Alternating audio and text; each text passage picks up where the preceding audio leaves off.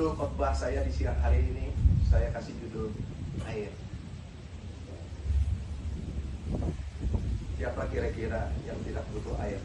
Angkat tangan. Ini nggak ada kan? Berarti ini air kebutuhan primer atau kebutuhan yang utama. Tapi kalau zaman sekarang juga orang-orang berkata lebih baiknya tidak ada lampu kan, daripada tidak ada air, dia bilang. Memang benar perkataan itu. Tapi kalau tidak ada lampu juga orang tetap merasa kegelapan, karena ini kita di zaman modern ini. Memang kebutuhan air ini sangat luar biasa. Bukan kita manusia. Sementara tadi sedang sekretaris menyampaikan pengumuman, saya ambil kesempatan untuk ada air di bawah sini. Padahal saya selesai tadi rencana mau minum, merasakan dahaga saya, karena memang ini udara agak panas ya. Apalagi ini suasana dalam keadaan panas begini, kebutuhan air kita mungkin bertambah. Saya minum seperti biasanya kalau anjuran menurut aturan sesuai dengan kondisi fisik badan saya, sekitar kurang lebih 2 literan.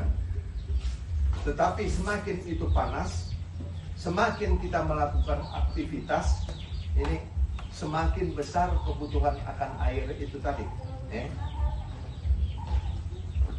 Kenapa saya mengambil intisari khotbah kita tadi sudah dibacakan ayat temanya. Suasana yang mencekam dan yang panas ini, kita membutuhkan air yang lebih teristimewa. Pada zaman akhir ini, Yohanes menulis, seharusnya diikut sertakan. Tadi ayat temanya kalau dibaca, ayat 37 bagian A juga. Dia katakan, dan pada hari terakhir. Inilah hari terakhir. Dia katakan. Yaitu pada puncak perayaan itu. Tapi pada puncak perayaan itu, Yesus berdiri dan berseru. Mungkin dia mengambil khotbah ini. Barang siapa haus, baiklah ia datang kepadaku dan minum. Barang siapa percaya kepadaku, seperti yang dikatakan oleh kitab suci, dari dalam hatinya akan mengalir aliran air hidup. Luar biasa ini. Ketika, mari orang mau atret lagi ke belakang mengenai tulisan Yohanes ini. Pada waktu Yesus melakukan perjalanan dia dari Yudea sampai ke Galilea. Sebelum dia mau memasuki Galilea, di pertengahan jalan dia kelelahan. Di tengah-tengah perjalanan, ini kayaknya tepat di tengah-tengah memang. Khususnya di desa Sikar, dia di Yohanes pasal 4, dia bertemu karena dia kelelahan. Dia duduk, kalau orang Minahasa katakan pariki atau sumur pada waktu itu.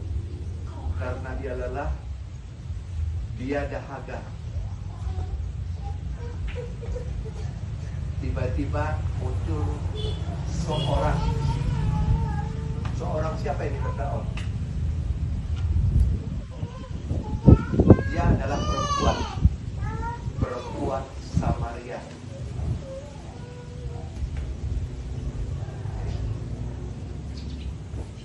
Jadi ketika dia sampai di parigi itu, terjadilah pembicaraan dengan Yesus. perempuan ini. Karena ada pembicaraan Yesus di sana adalah waktu itu datang orang yang mungkin diraba oleh perempuan Samaria ini adalah yang orang asing.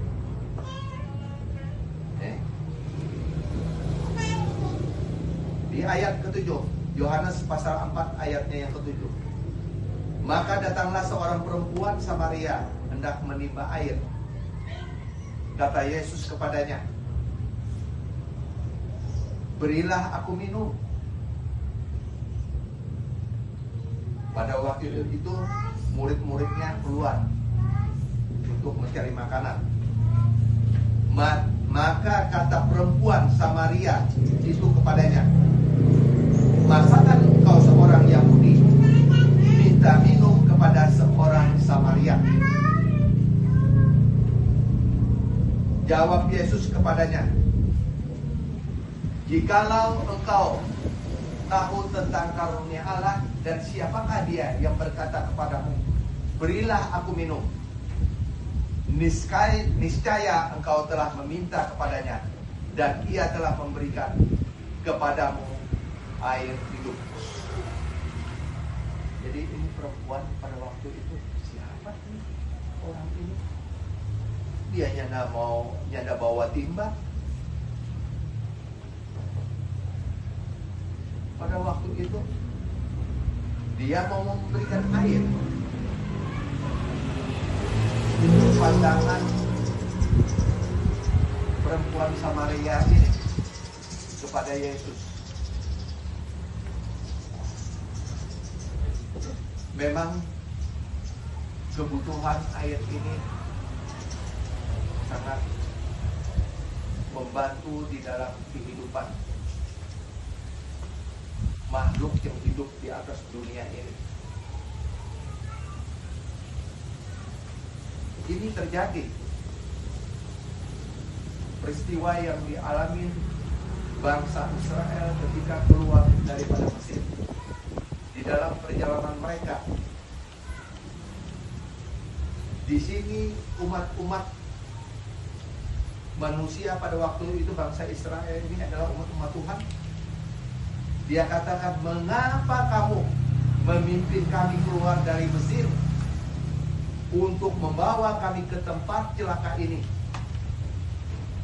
Dalam arti mereka menggerutu. Dia katakan kepada Musa, mengapa kamu memimpin kami keluar dari Mesir untuk membawa kami ke tempat yang celaka ini, yang bukan untuk tempat menabur, tanpa pohon ara, anggur dan delima, bahkan air minum pun tidak ada.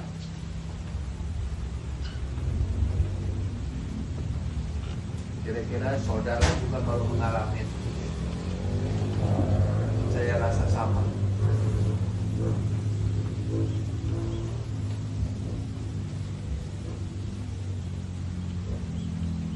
Kita bergerutu, kita kadang-kadang kesal, kita kadang-kadang kecewa,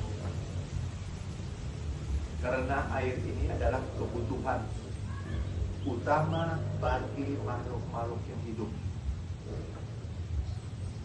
Bayangkan saja kalau di laut sana kali pada waktu Musa diperintahkan membelah itu air laut, bagaimana kapal-kapal yang ada di laut? Segala sesuatu kebutuhan apapun pasti ada air.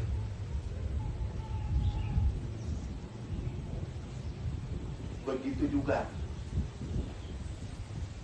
ketika Nikodemus bertemu dengan Yesus, aku berkata kepadamu, sesungguhnya jika seorang tidak dilahirkan dari air dan roh, ia tidak dapat masuk ke dalam kerajaan Allah.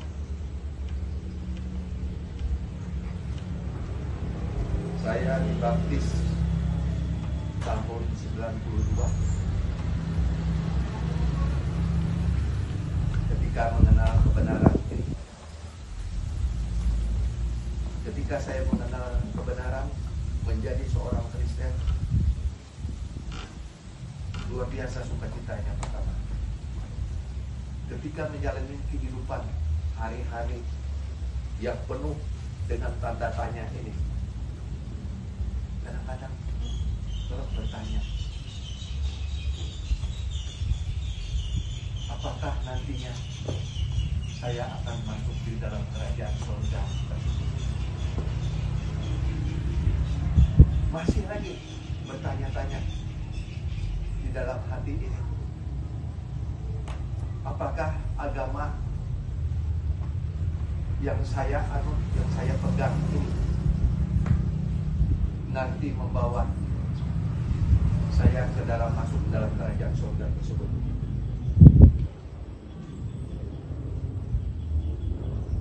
Di buku Kerinduan Segala Zaman, halamannya yang ke-190,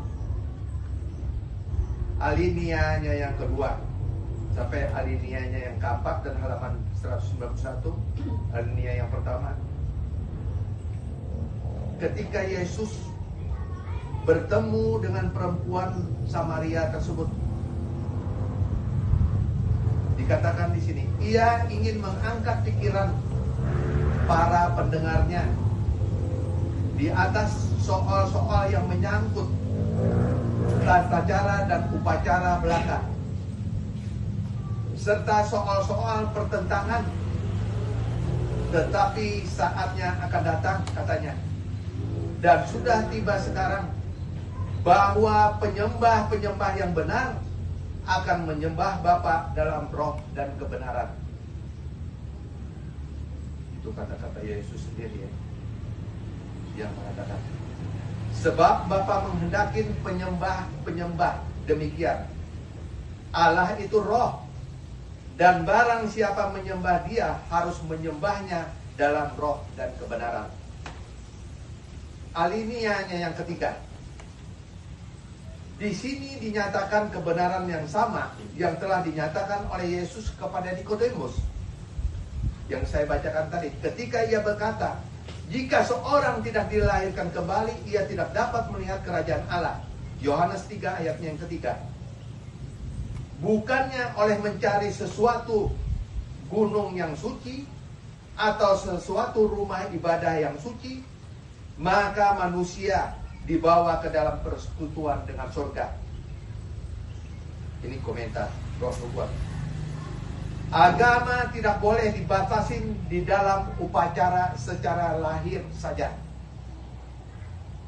Agama yang berasal daripada Allah ialah satu-satunya agama yang akan menuntun kepada Allah.